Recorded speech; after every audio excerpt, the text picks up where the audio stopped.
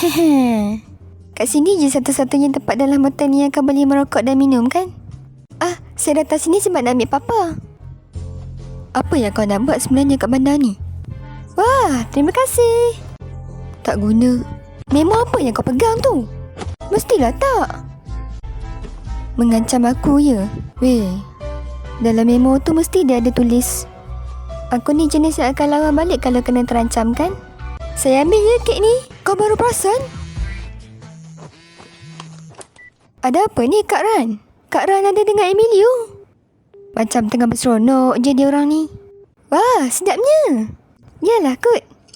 Tak tahu. Saya pergi dulu ya. Saya ingat nak pergi dengan papa. Jadi pengawal peribadi tu ada kucing ganti lah ya? Saya rasa kalau ada pistol pun dah cukup. Tak nak. Kakak, tempatnya boleh? Kat sini ada surat khabar Itali tak?